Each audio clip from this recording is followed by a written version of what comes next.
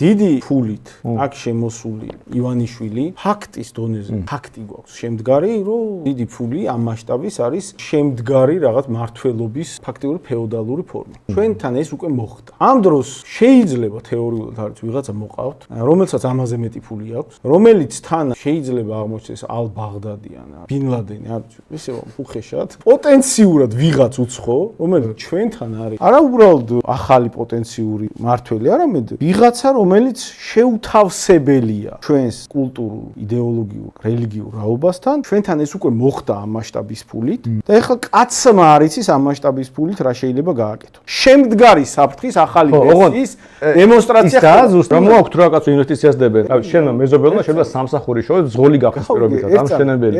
დაანონსებულია რომ რაღაც ამ მასშტაბის ფული შემოდინება ხდება თან არაბების მუსლიმების ეს ჩვენთან ხო უკვე მოხდა და ეხლა ალ-ბაღდადი მოდის და ეგეც რა მოხდა კაცო ჩვენთან ხო არის უკვე ივანიშვილი ეგ მცლად ადეკვატური რეაქცია არის ჩვენთან ხო არის ივანიშვილი და ეხლა ალ-ბაღდადიც არ შემოგვიყვანონ მოდი ამას ეს ალ-ბაღდადი ეგ არის ყველაზე ჯანსაღი რეაქცია 7 დეკემბერს 16 საათზე აქცია არაბიზაციის წინააღმდეგ